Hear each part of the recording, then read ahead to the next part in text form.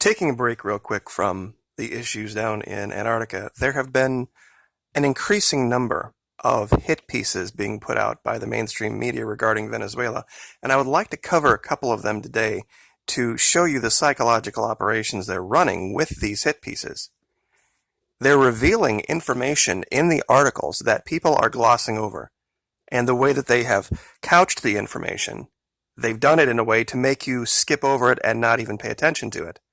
In this particular article where they talk about these Venezuelan coca growers fearing government intervention in their business or expropriation of their business, they talk about a shipment of cocoa beans, that were stopped and searched, and a certain amount of the beans were taken to satisfy tax debt. Now, you would have to ask yourself a question about this. What do you think would happen in the United States if you were running a business and one year you decided, you know what, we're just not going to file? This year it's been kind of a slow year and we're just going to write a letter to the IRS and say, gosh, it's going to be too hard for us to pay our taxes this year. So we are going to, as we can in the next few years, send you a little bit here, a little bit there, regardless of what you say that we owe you. What do you think would happen? Of course, this is what would happen. You would show up to work one day, the doors would be chained, they will have seized the property, your employees will go home, any employees caught involved in the scheme to defraud the IRS will be getting a free ride to a facility in a new jumpsuit, and you will be out of business more than likely for the rest of your life. No one is going to, from the IRS is going to show up one day and say, if you give us 20% of your inventory and we sell it, that'll satisfy the debt. That ain't going to happen.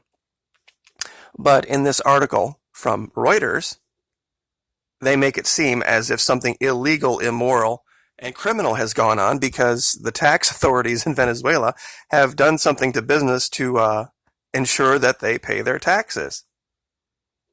And I'll link this article and you can read it for yourself. They gloss over that huge part of this in like literally one sentence. Now, the second hit piece is this. But once again, they can't hide the facts when people look at it critically. This is about how the oil output in Venezuela has dropped over the last 3 to 5 years. But they give you a set of charts that show you something that is very, very telling, and that's right here, and I'll zoom in so that we can see this a little bit better.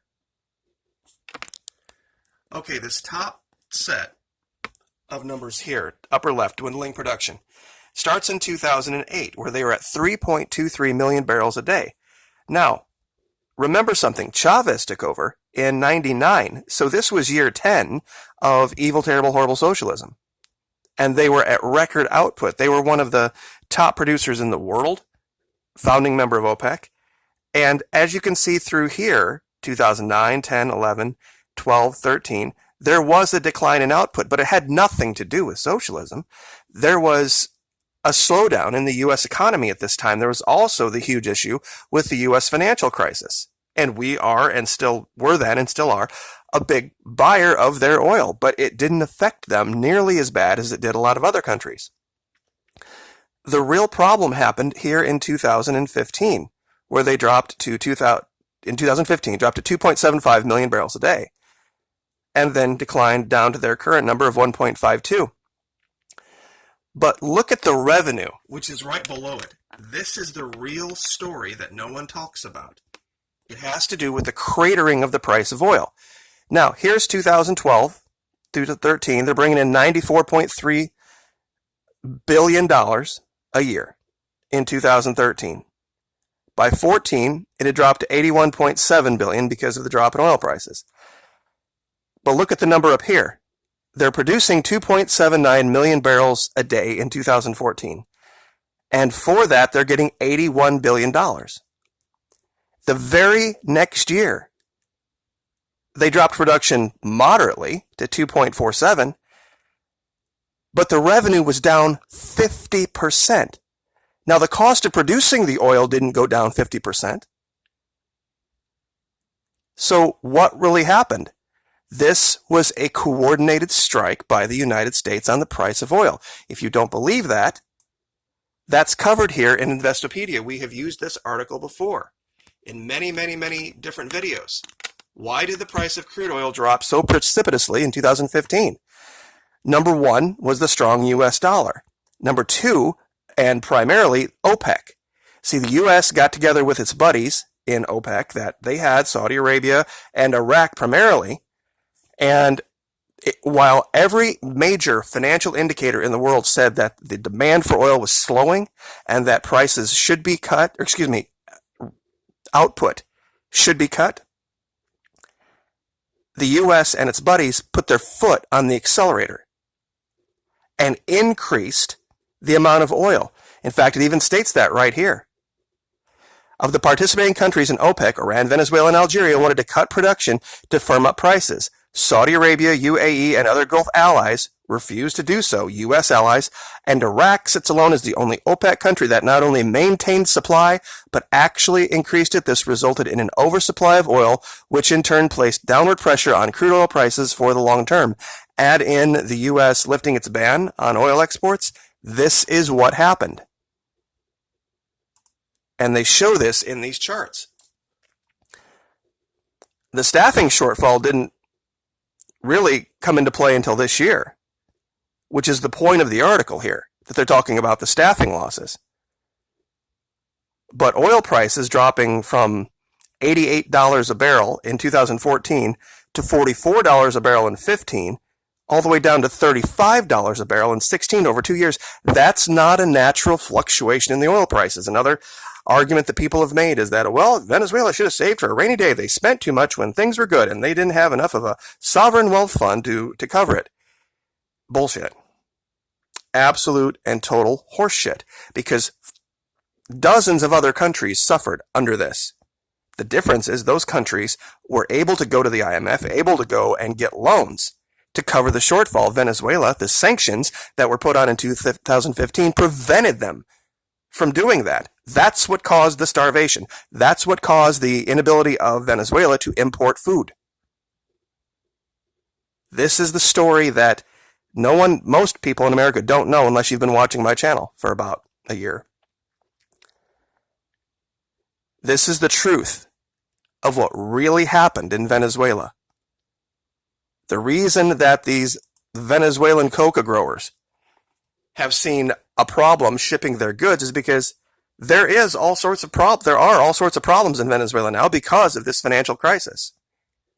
But it was a coordinated, designed play by big oil, because they're in our hemisphere, they're right south of us, and we wanted to take control of that country. We wanted to depose the leader, and we wanted access to the gold, we wanted access to the oil, we wanted access to the coltan, and everything else that we could basically, just like we did in Iraq, steal and use for ourselves. I hate to say it, but it's just the case. This is something that I don't think would surprise a lot of people listening to me right now about the desires of big oil, big pharma, big business in America. They have absolutely no problem doing this. They've been treating South America like a plantation state for 100 years or more, maybe longer, because they don't have the rules down there that they have here. That's why they love going down there and opening all sorts of businesses and paying dirt wages and paying no benefits and using people like chattel to throw away whenever they want to. Venezuela just decided to lift the middle finger to the United States and say, no, we're not going to take it anymore. And I would like to ask my audience an honest question. And I think when you think about it critically, it will probably be something you think about for a good long time.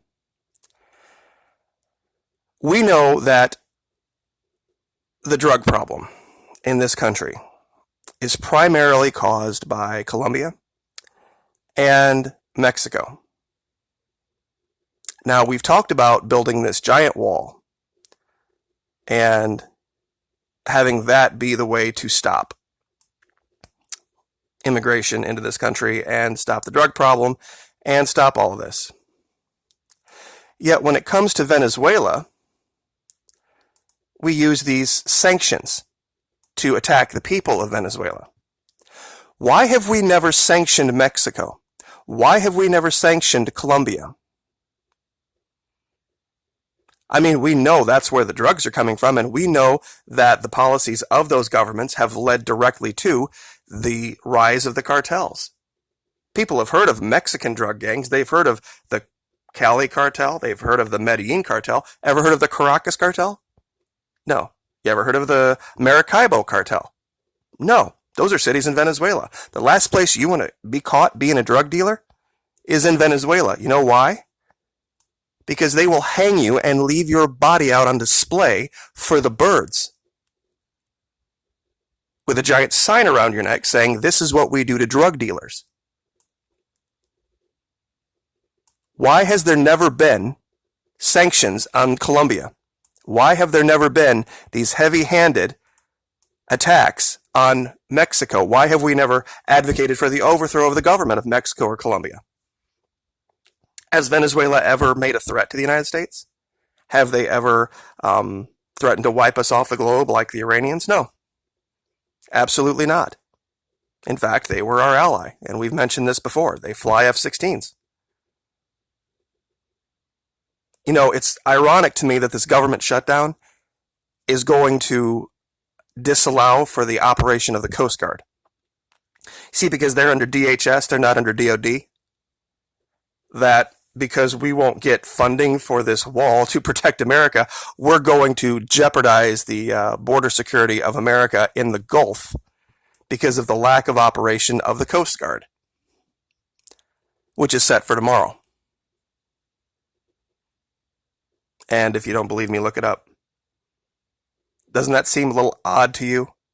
That we have taken all these great pains to attack this country and destroy the economy of this country, when the real problem over here gets $500 million, and that's correct, with a B, $500 million of your money every single year.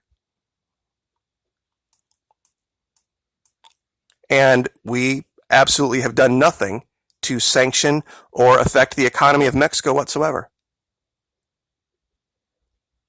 I don't think anyone can really answer that question honestly in a way that would justify what we've done to this country. So I guess I will just leave it there, and you can make the decision for yourself. Like, share, subscribe.